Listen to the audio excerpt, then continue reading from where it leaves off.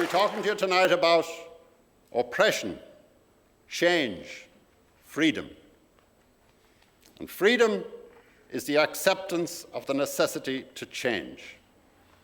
Now, I have lived by this principle, and the party has lived by this principle, and it has never let us down.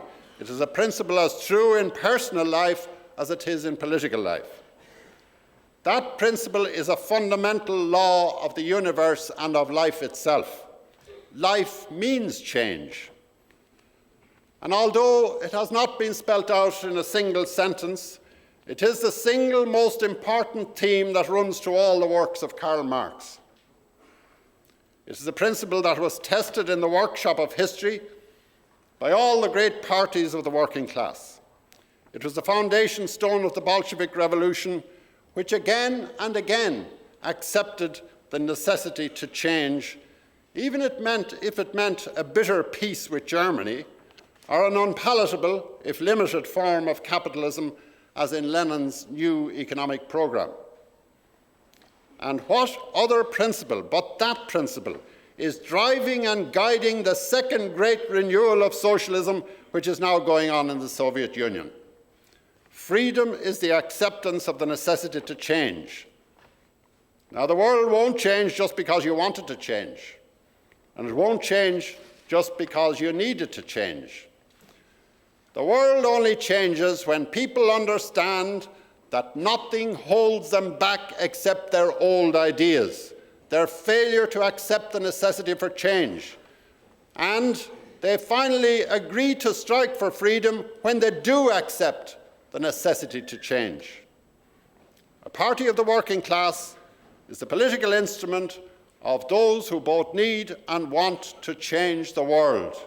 And that is a job description of the Workers' Party. And like all job descriptions, it is continually challenged by capitalism. So every day it has to be written out again, negotiated again, fought for again, consolidated again, and every day the party must prove itself all over again, because every day is a different day. And every day the world is changing, and every day it needs to be looked at carefully, studied, because it is not the world as it was yesterday.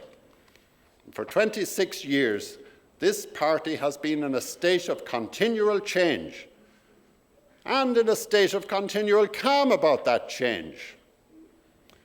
And this willingness to change the sacred principles as laid down by our forefathers, funny thing that we've never seemed to have had any foremothers, I suppose. It's a strange biological fact which probably accounts for a lot of the schizophrenia in our society.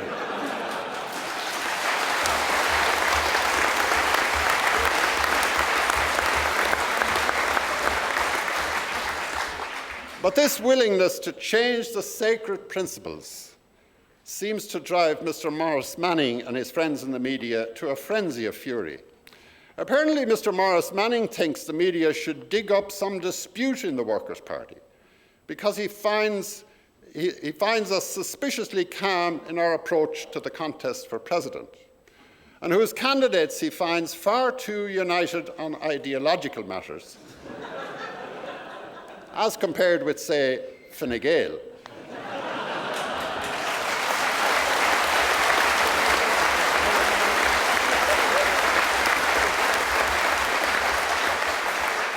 Which Morris implies is a powerhouse of profound philosophical speculation.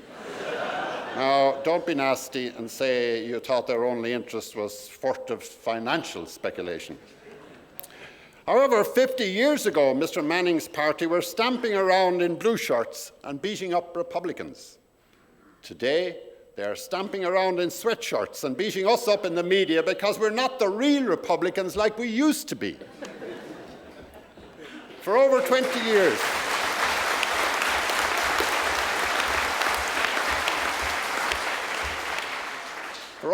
years, this party has been accepting the necessity to change, and all of it was done in public at Ardèche after Ardèche. Some people, like Morris Manning, never noticed. Now suddenly they look at us, they see we look different, and they say we must have done it all in secret because otherwise we should be in a state of shock after killing all those sacred cows which they were used to seeing around the place. The fact that we killed sacred cows at every Ardesh in public over the past 20 years, and that the whole process began with a massively publicised walkout by the provost, has caused some journalists to think that Mr. Manning must have been asleep for the last 20 years, and now he's going around like Rip Van Winkle, unable to understand why everything is not the way it was before.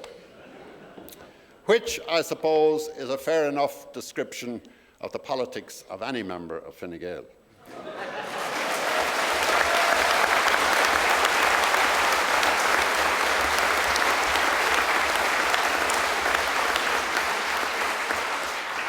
The most sacred principle for a socialist party is the principle of change itself.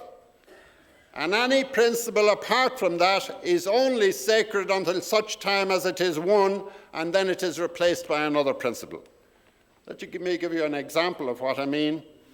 The emancipation of women is one of the general aims of this party. But every year women are revising the concrete forms that this general aim should take. 70 years ago, the emancipation of women was largely confined to securing the vote. 25 years ago, the emancipation of women was largely confined to securing equal pay for equal work, not yet really achieved. Today, the emancipation of women is widened to securing freedom from sectarian and sexually oppressive legislation. Tomorrow, when that battle is won, the agenda will again be deliberately confined for tactical reasons to allow the concentration of all our forces on the next step. Who knows what the next step may be? Whatever it may be, it will arise from a desire for some freedom that involves the necessity to change, and the necessity to change society to win that freedom. So there are no sacred principles. Women are not the objects of history. They are the subjects of history. They will write the agenda for the next phase of the struggle. And for the duration of that struggle, that agenda is a sacred principle for so long as the struggle lasts, and no longer, because there are other principles and other struggles looking for a place on the agenda. There are no fixed principles about what is on the agenda, because the agenda is always changing. There can only be fixed principles about the need for an agenda. The objectives of this party keep moving, so the party must move in pursuit. Change is the permanent condition of a party of the working class. Changing the world means precisely that. And since the party is part of the world which it is changing, it must change too. A party of the working class which claims to be trying to change the world and is not itself changing with it is not only a contradiction in terms, but is a sick party. If it is not changing, it means it has stopped listening to the working class, which is forced to continually change by changes in the process of production. And it looks to the party of the working class, it looks to us, to replace the erratic and inhuman changes of capitalism with a planned process of production in which change is no longer arbitrary, but anticipated and accepted and humanized, so that humanity is the author of change and not its victim. And that is why I say that freedom is the acceptance of the necessity to change. The Workers' Party is a political party of the working class. And since the party is drawn from the working class, it must change with the class it represents. Any party which says it will never change is not a party of revolution, but a party of if you want freedom, you must accept the necessity for change. Always throughout the long years of struggle, we kept our eyes on the prize, freedom. Of course, the prize is still before us to be won, but we have forged the weapon to seize that prize. And that weapon is you and I and all of us together in the Workers' Party.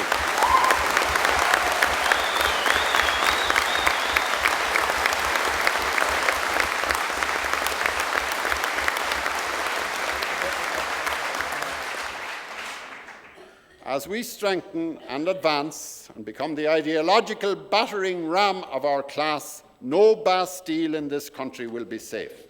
And there is no shortage of Bastilles.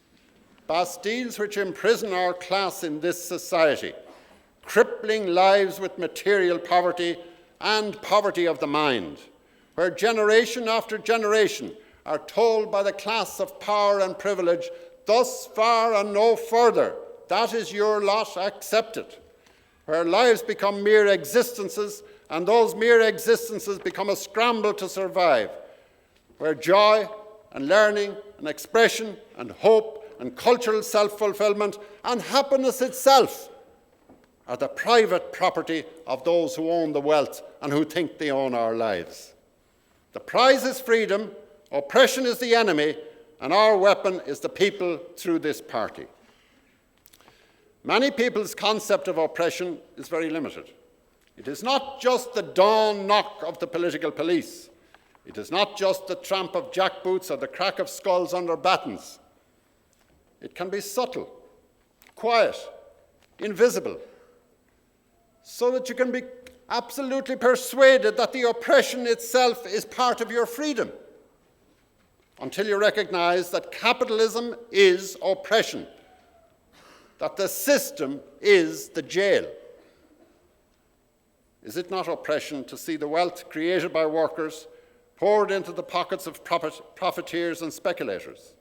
Is it not oppression to have your company or factory closed down so that while you and your family are left in poverty and misery, your bosses gain increased wealth by selling off the assets of your company?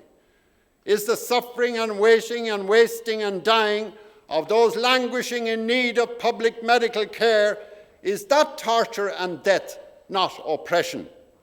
Is the system which slams the door to higher learning in the faces of the children of workers, while the children of the owners of wealth and property pack our universities, is that not vengeful and oppressive? Is it not oppression of both teachers and children to force out or discard hundreds of teachers of our children, so that while the brightest and best might get by, thousands of children will be mentally maimed and damaged for life? The thousands of parents who fill the streets on this issue in a surprising display of militancy and anger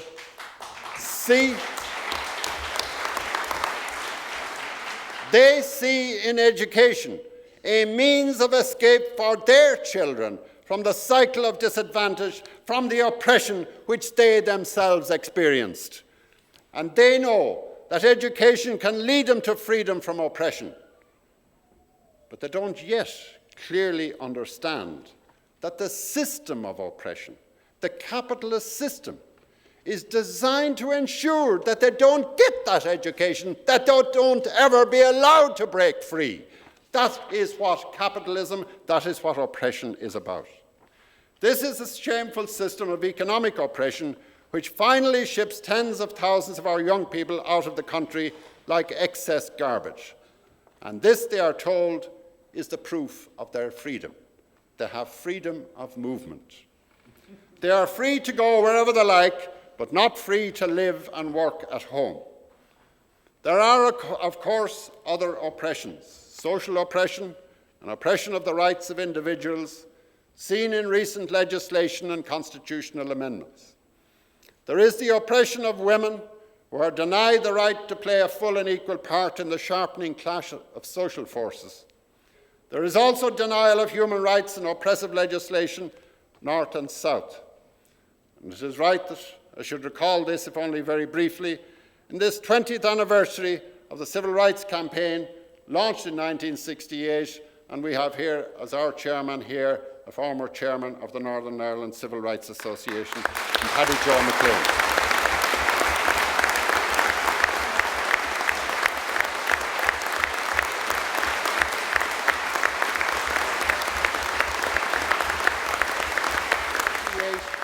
Was a year of considered realism and clarity, following several years of diligent work clearing the ground for what should have been a genuine turning point in Ireland's modern history. And this party, And the spirit which guided this party was the moving to my message to the Protestant people of Northern Ireland. My message to them is the same as I have been saying to you here tonight. The Protestant people of Northern Ireland need freedom. They need freedom from terror and fear. To find that freedom, they must accept the necessity to change. And from that will come an even greater freedom, freedom from the past which has betrayed them. The Protestant people of Northern Ireland cannot be given freedom from terror and fear. They must give that freedom to themselves. They must escape from the past which is now betraying them, as Britain will betray them. They must stand on their own feet, and this party is holding out a helping hand. But to gain that freedom, they must accept the necessity to change. And I think by now, the Protestant people of Northern Ireland accept that they need change. That is not enough. They must want change. They must rush forward towards change and control it before it crushes them in some cynical deal between the Provos and SDLP or between Fianna Fáil and the Tories. I think by now the Protestant people of Northern Ireland have given up any hope of long-term protection from the British Crown. I say Protestant people rather than unionist or loyalist, because I think that the terms unionist and loyalist and unionism and loyalism are no longer an adequate or accurate description of a proud people who are slowly facing the necessity to forge a new identity that will draw on the deepest wells of their culture. And when I call them the Protestant people of Northern Ireland, I feel sure they will understand that I'm using the phrase in a cultural and historical sense as well as in a religious sense. And I am certain it was not from loyalism or unionism, but from the Protestant and dissenting traditions that they drew the extraordinary fortitude and forbearance they have shown in the teeth of every atrocity and provocation. In short, it is Protestantism and not unionism that produces the moral fibre that marked out Mr. Gordon Wilson of Enniskillen as the kind of Irishman we would all like to be if only we had his courage and conviction.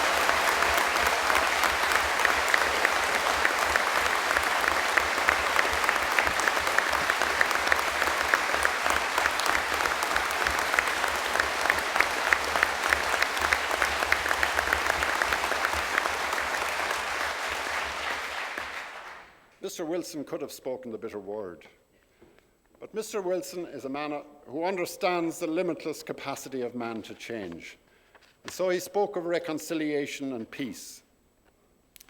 And I do not know of any person in this republic here, except a few psychotics, who were not changed in some way by this man's capacity to accept the necessity of the moment and to use it to strike a blow for freedom. The Protestant tradition and its secular and democratic sources will become all the more important as a source of strength as it becomes clear that the British will withdraw when it suits them, and that loyalism and unionism will be as confusing as the term republicanism, which for a long time to come will be stained by its abuse by sectarian killers. And so, as the Protestant people of Northern Ireland see the necessity to go back to their own resources, they could do worse than study the words of the Internationale. No princes from on high deliver us, no trust have we in prince or peer. Our own right hands, the chains must shiver now, chains of hatred, of greed, and of fear. This party wants to talk to the Protestant people of Northern Ireland. Every party in Ireland, from Fianna Fáil to Fine Gael, SDLP, provisionals, seem to want to talk about them. Every faction in Britain, from Thatcher Tories to Livingston Trotskyites, seems to want to talk around them, behind their back, to talk them into a corner or a cul-de-sac or whatever, as if there were some primitive tribe whose redundant religious rites and curious cultural rituals should be sanitized and studied as if they were exhibits in a museum rather than a living people whose courage and endurance have seen them take the genocidal butchery of 200 small farmers and workers in Fermanagh without retaliation, and who gave an awesome display of tolerance and forgiveness as they knelt amongst their dead after Enniskillen.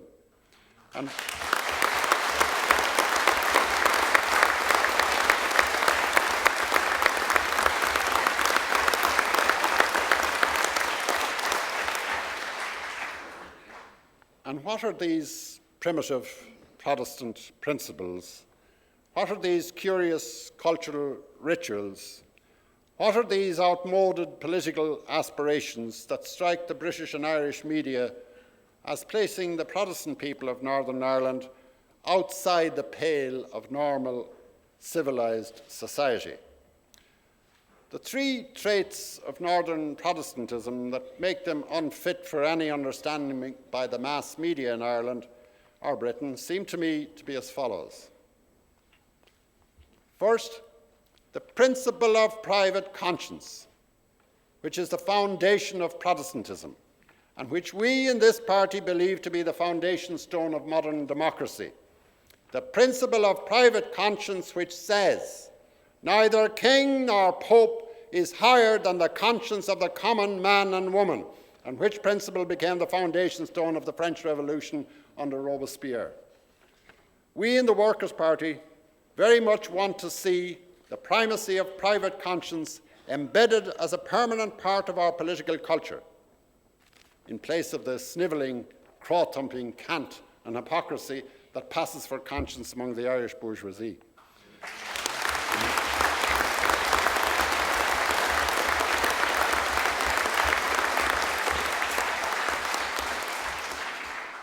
We very much need the presence of the Protestant conscience in our country, and we need it now.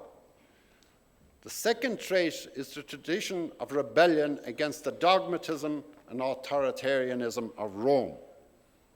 This arises, of course, from the principle of private conscience and from the origin of protest.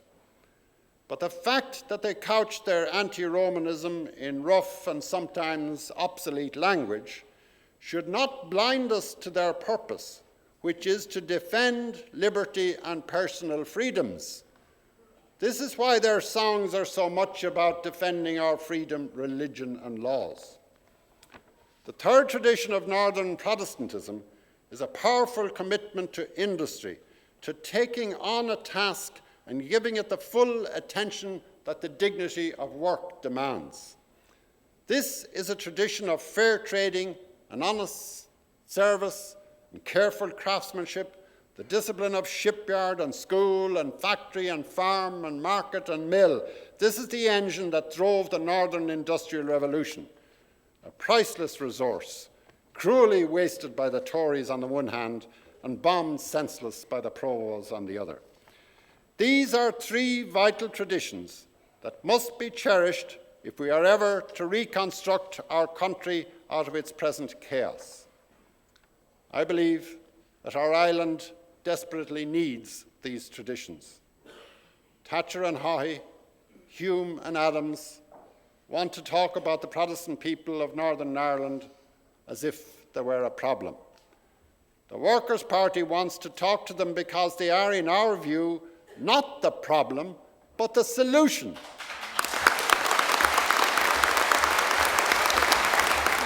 Ireland can. They can bring change, they can bring peace, they can bring freedom. And that's what I want to talk to them about now, in my last address as President of the Workers' Party. This party would not presume to tell you, the Protestant people of Northern Ireland, what you should do. But it has earned the right to talk to you about what we believe we must all do together in order to create a lasting peace and a lasting prosperity on this island of Ireland.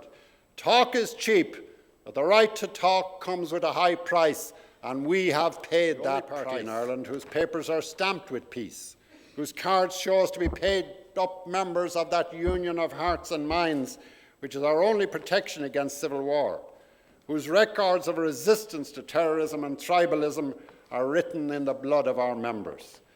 So, as you examine our documents, you will be turning the pages of 20 years of history, years of hardship, years of heroism, years of sorrow, years of struggle, years of pity, but years of pride, the best years of our lives.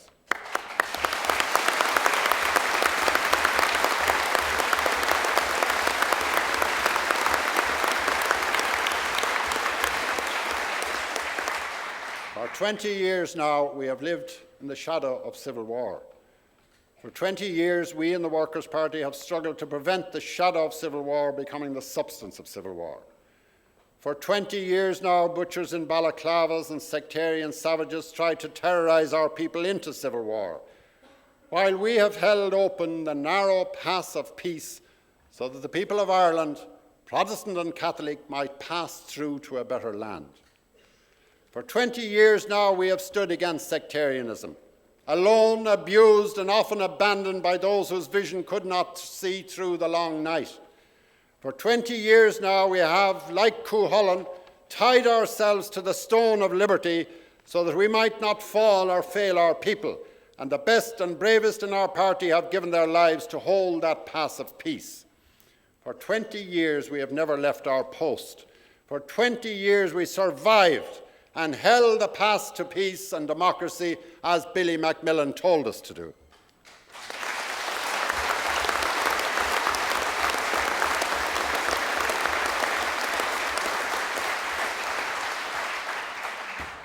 And now we think that you, the Protestant people of Northern Ireland, should move forward into the sunlight, move proudly to the forefront, and lead us through that path to peace. No surrender.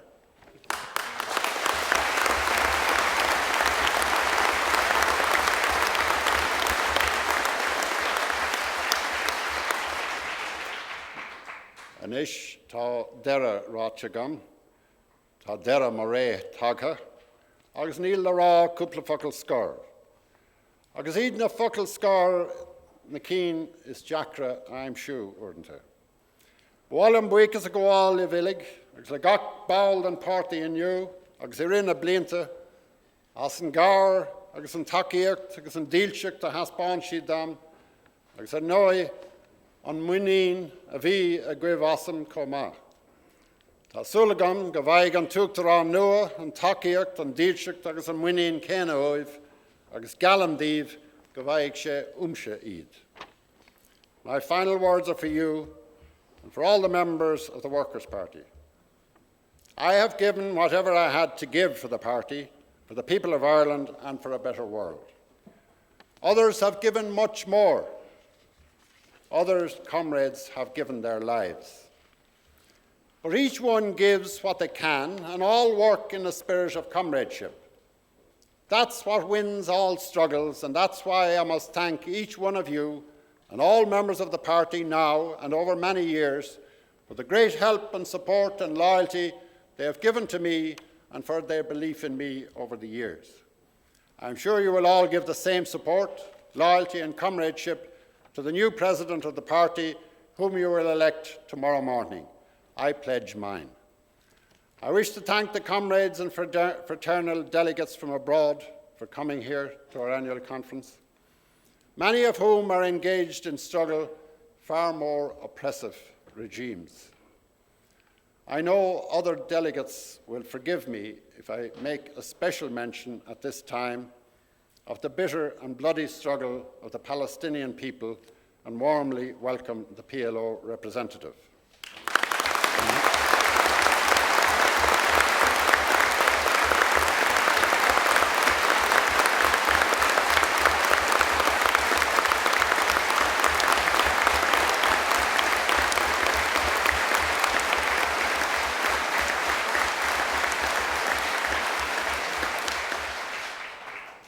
I have just one thing to say to the Israeli Prime Minister, Mr. Shamir, and it is an old Yiddish saying, if you haven't got compassion, how can you call yourself a Jew?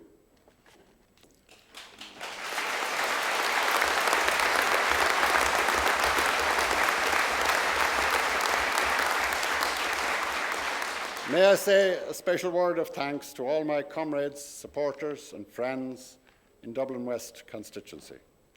Their level of work and commitment has been outstanding, but I have no relief to offer them because I intend to be out there in the midst of struggle for a long time to come.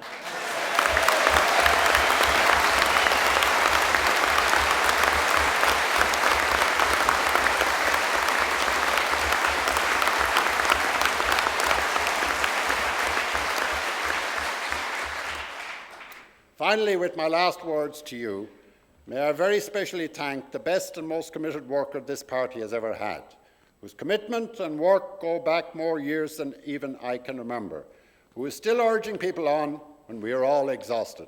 Comrades and friends, I salute Mayor McGill.